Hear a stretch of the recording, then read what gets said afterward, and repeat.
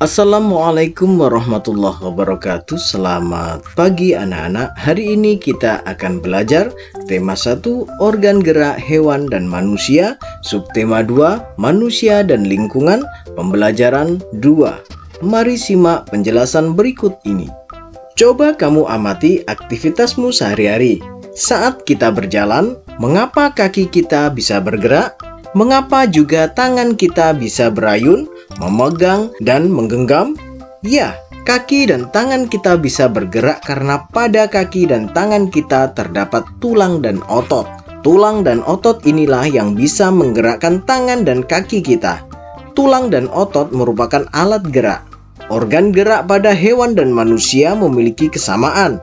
Alat-alat gerak yang digunakan pada manusia dan hewan ada 2 macam, yaitu alat gerak pasif berupa tulang dan alat gerak aktif berupa otot. Kedua alat gerak ini akan bekerja sama dalam melakukan pergerakan sehingga membentuk suatu sistem yang disebut sistem gerak. Nah, perhatikanlah gambar kerangka manusia berikut. Di situ terdapat gambar kerangka beserta penjelasan dari bagian-bagian rangkanya. Yang atas adalah tengkorak tulang selangka, tulang belikat, tulang pengumpil, tulang hasta, tulang telapak, tulang jari tangan, tulang keris, tulang betis, tulang pergelangan kaki, rahang bawah, tulang leher, tulang dada, tulang belakang, tulang panggul, tulang paha, dan terakhir tulang tempurung lutut. Nah, kita akan belajar tulang sebagai alat gerak manusia. Fungsi tulang yang pertama adalah menopang tubuh. Yang kedua, memberi bentuk tubuh. Yang ketiga, sebagai tempat melekatnya otot-otot. Tulang, berdasarkan bentuknya, tulang dibagi 2, yaitu tulang pipi dan tulang pipa. Berdasarkan zat penyusunnya, dibedakan menjadi 2, tulang rawan dan tulang keras. Untuk tulang pipi, contohnya tulang telapak tangan dan tulang rusuk. Untuk tulang pipa, contohnya tulang paha dan lengan. Untuk tulang rawan, contohnya tulang telinga. Untuk tulang keras, contohnya tulang tengkorak. Nah, ini adalah beberapa contoh gambar dari bentuk tulang pada manusia.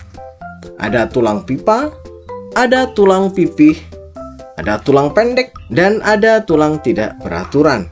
Selanjutnya, perhatikan gambar berikut. Kita akan belajar bagian-bagian pada tulang pada gambar berikut. Yang pertama, ini adalah disebut tulang lengan atas.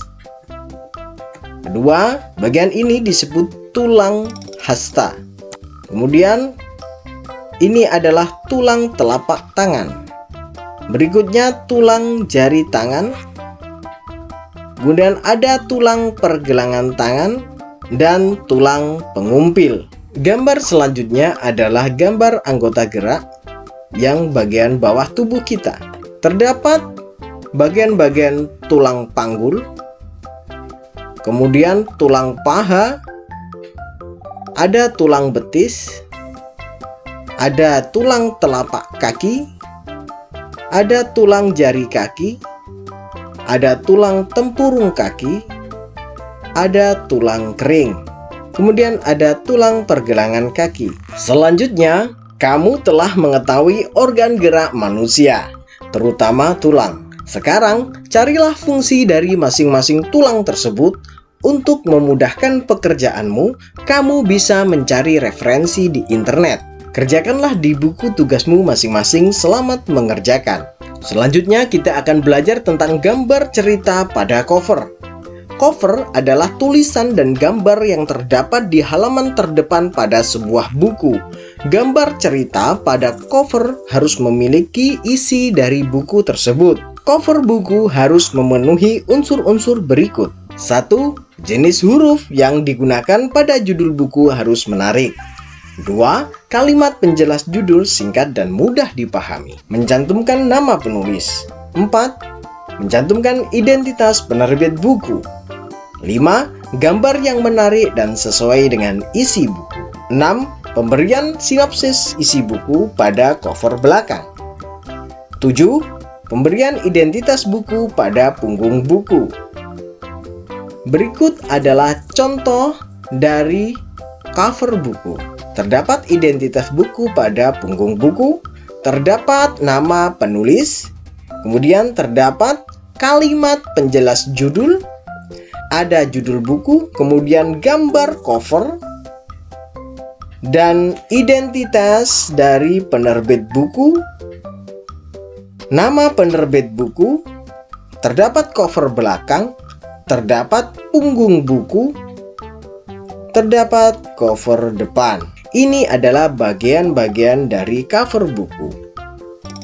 Nah, sekarang giliranmu untuk membuat gambar pada cover atau sampul buku. Kalian bisa mencari contoh-contoh dari buku yang kalian punyai. Kalian bisa menggambar di buku gambar kalian masing-masing. Selamat mengerjakan!